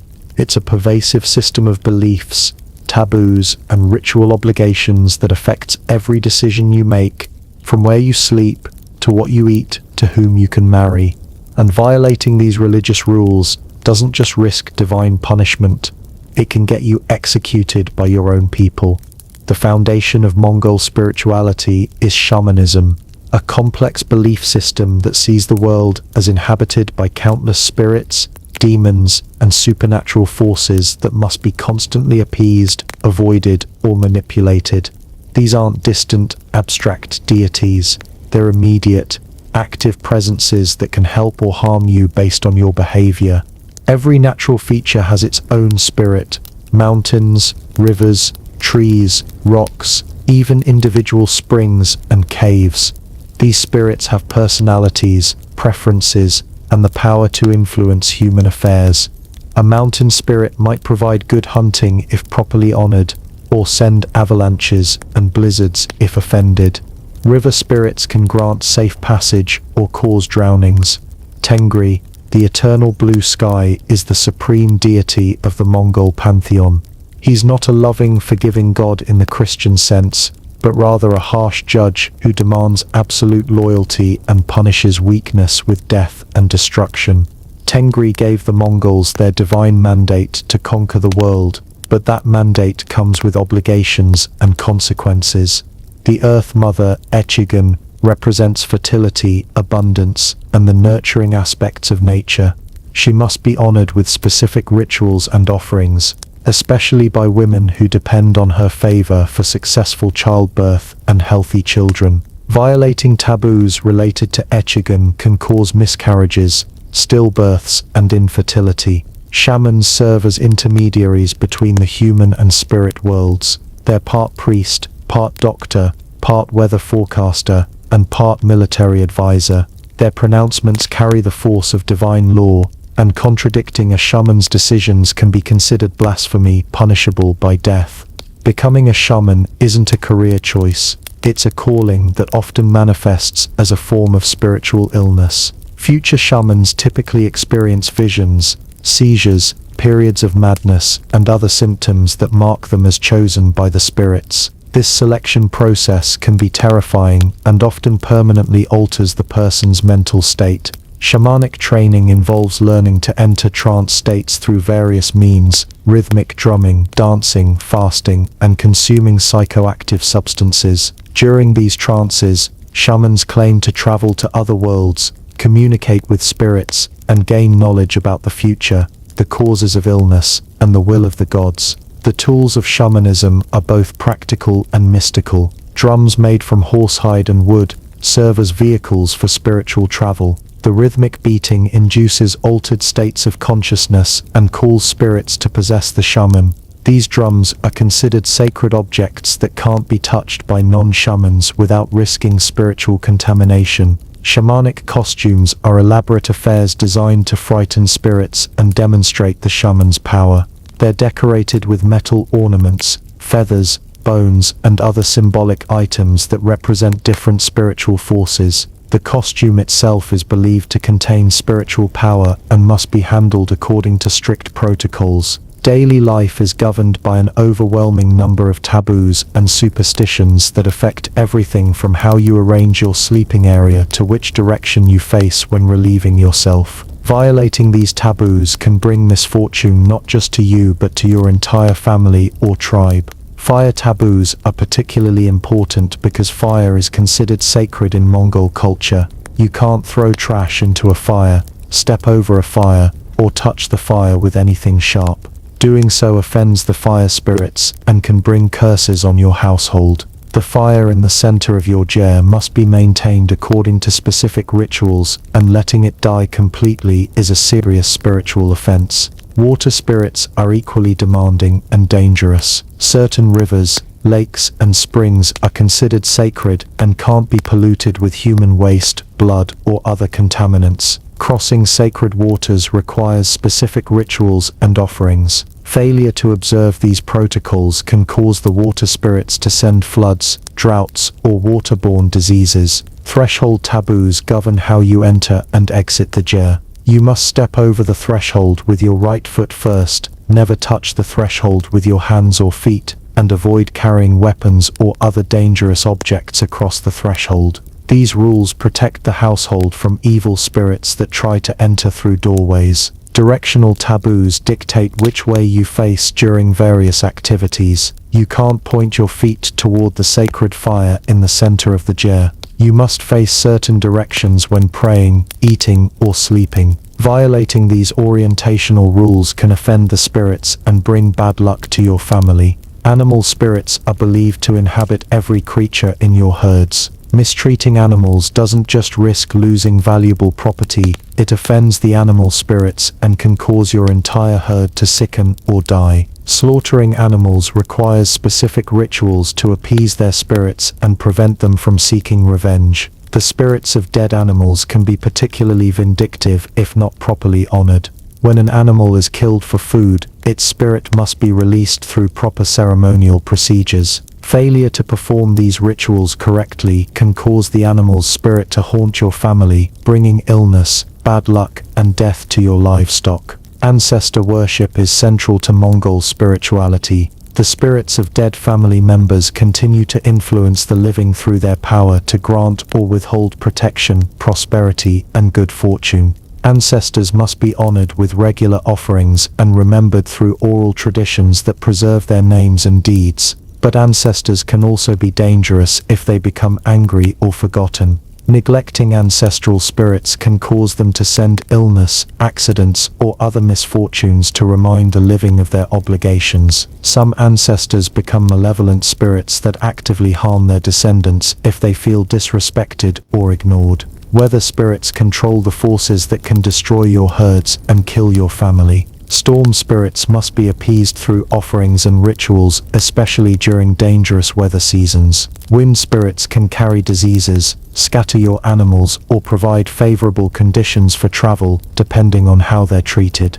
The famous Mongol weatherworking abilities, their supposed power to control storms and climate, is based on shamanic rituals designed to influence weather spirits. While these rituals probably don't actually control the weather, they provide psychological comfort and social cohesion during times of environmental stress. Divination is used to make important decisions about when to move camps, whom to fight, and how to treat illnesses. Shamans read omens in everything from the flight patterns of birds to the arrangement of animal bones to the behavior of horses. These divination sessions can determine the fate of entire tribes. The accuracy of shamanic predictions is less important than their social function.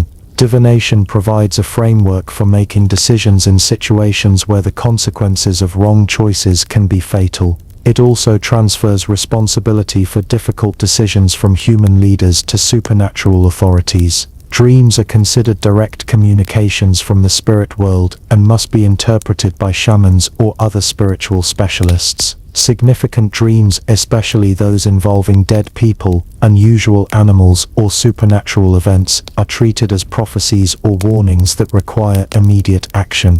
Nightmares are particularly feared because they're believed to be attacks by evil spirits or the ghosts of enemies. Protection from nightmare spirits requires specific rituals, amulets, and sleeping arrangements. Chronic nightmares can be seen as evidence of spiritual contamination that threatens the entire household. Cursing and blessing rituals are powerful social tools that can affect a person's status and survival chances within the tribe. A shaman's curse can make someone an outcast, while a blessing can provide protection and good fortune. These spiritual pronouncements often become self-fulfilling prophecies through their social effects. The evil eye is a constant threat in Mongol society. People with certain physical characteristics or those who have experienced unusual good fortune are suspected of having the power to cause harm through jealous or malevolent glances. Protection from the evil eye requires specific amulets, rituals, and behavioral precautions.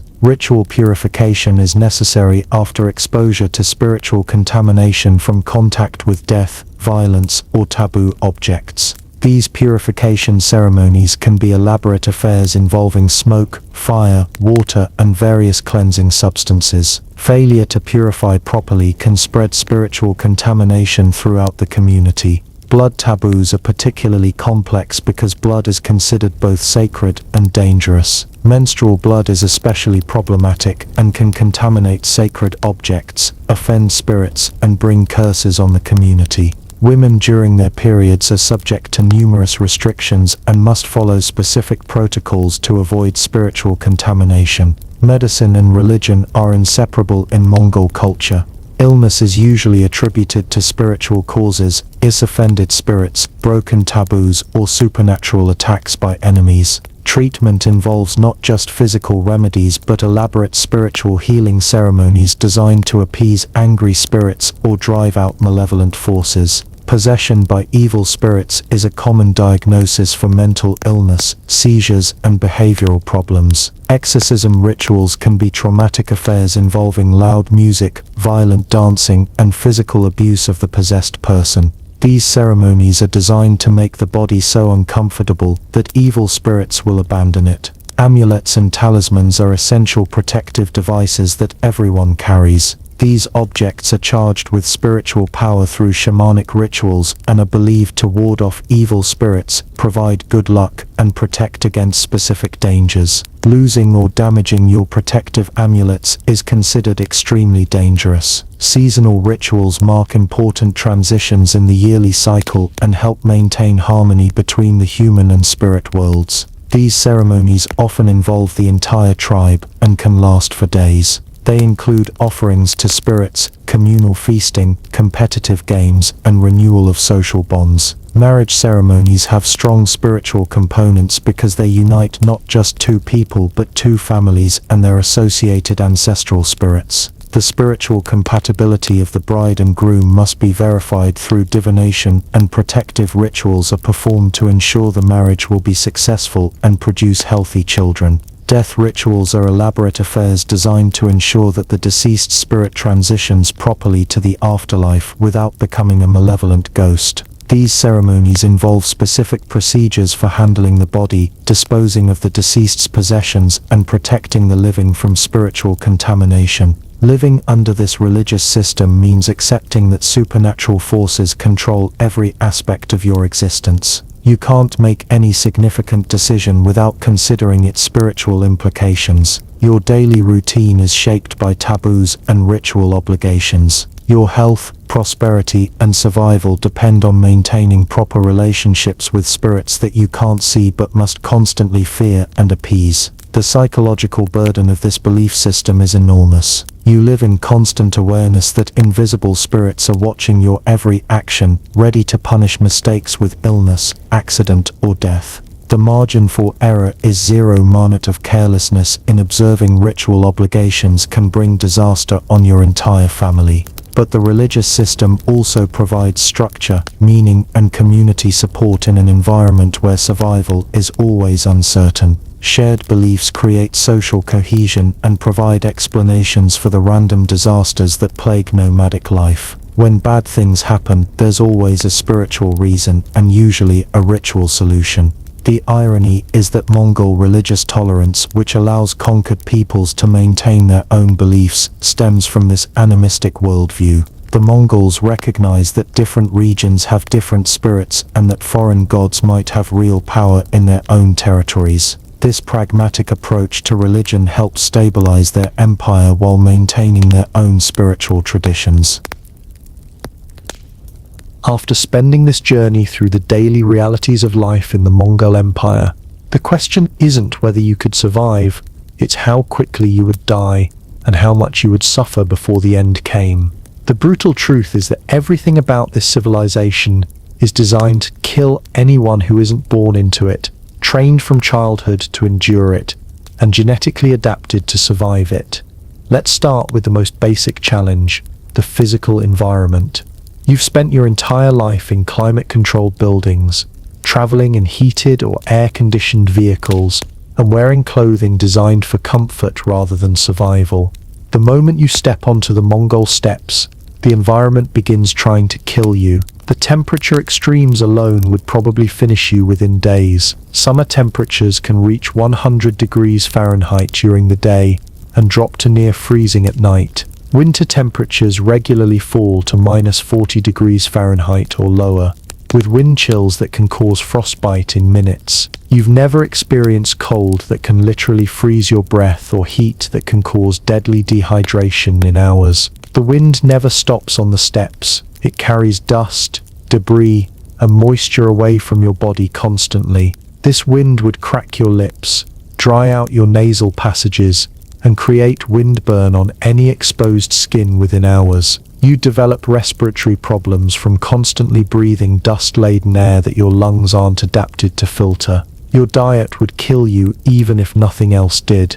Your digestive system has been shaped by a lifetime of processed foods, regular meals, dietary variety, and food safety regulations. Suddenly switching to a diet of fermented mare's milk, dried meat, and whatever else you can forage would destroy your gastrointestinal system. Kummus, the fermented mare's milk that's the staple of the Mongol diet, would probably make you violently ill from the first sip. Your body lacks the bacterial adaptations that allow Mongols to process this alcoholic, chunky, sour drink that tastes like liquid cheese gone bad.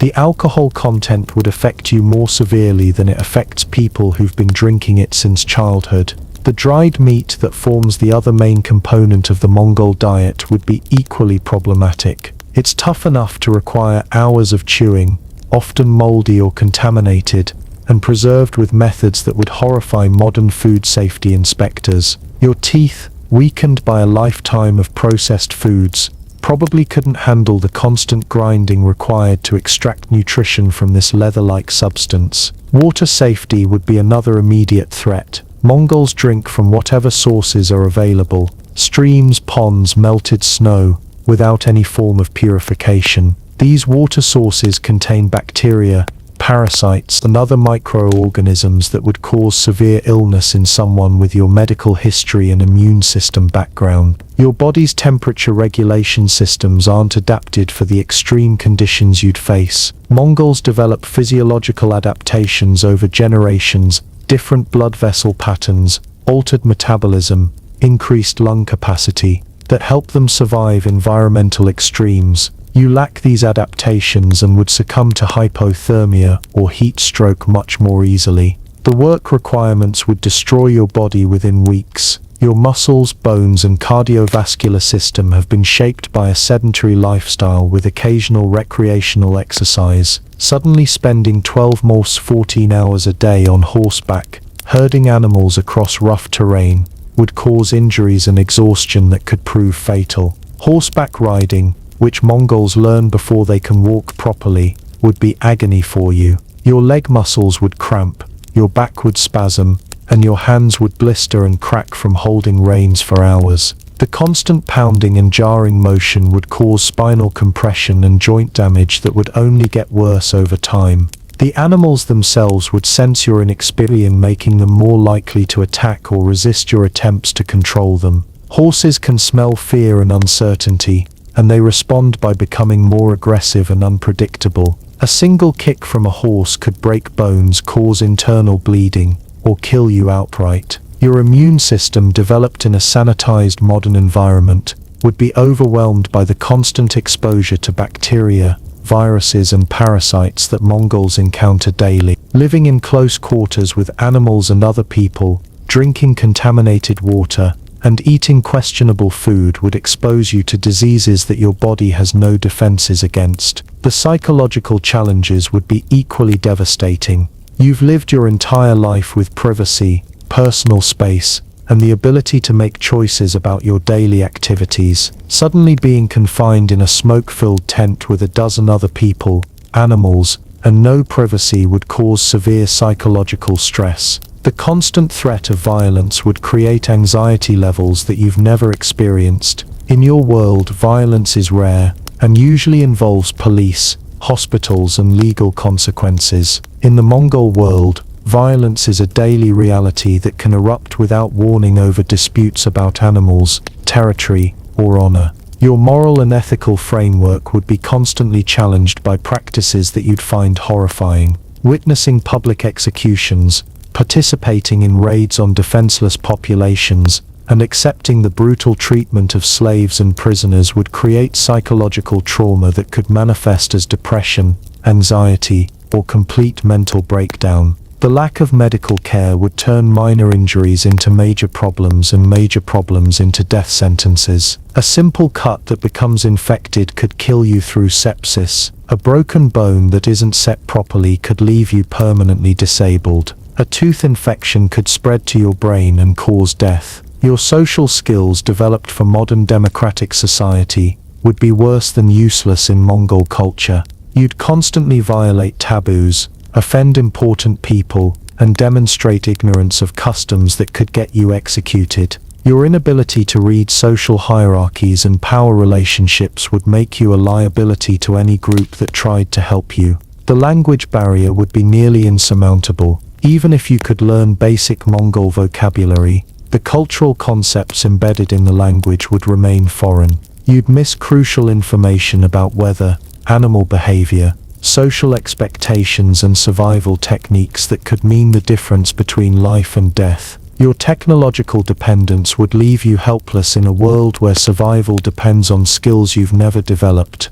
You can't make fire without matches, navigate without GPS, predict weather without meteorology, or preserve food without refrigeration. Every skill that Mongol children master by adolescence would be completely beyond your abilities. The spiritual and religious requirements would be incomprehensible and constantly threatening. You'd violate taboos without realizing it, offend spirits you don't believe in, and fail to perform rituals that the Mongols consider essential for survival. Your rational scientific worldview would provide no guidance for navigating a society where supernatural beliefs govern every decision. Time would work against you constantly. Every day you survived would weaken you further as malnutrition, exposure, and stress took their toll. Unlike the movies, where protagonists adapt quickly to harsh conditions, real adaptation to extreme environments takes years or generations. You'd be fighting a losing battle against time from the moment you arrived.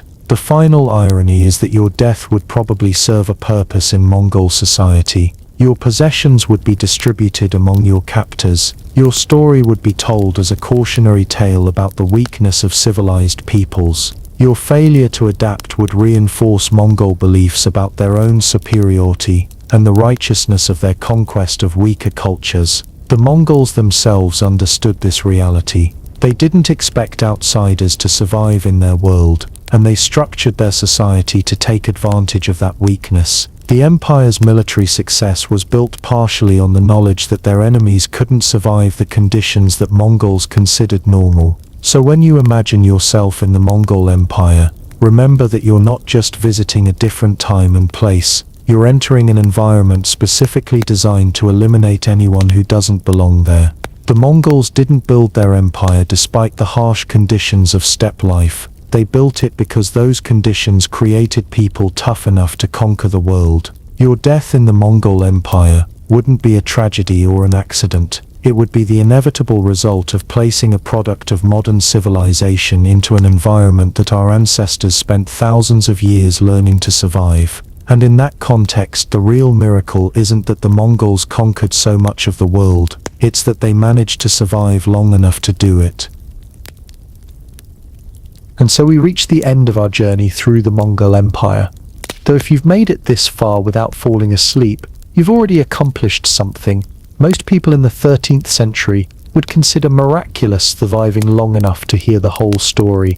We've explored a world where waking up alive was a daily victory, where breakfast might kill you, where medicine was more dangerous than disease, and where the weather was actively trying to end your existence.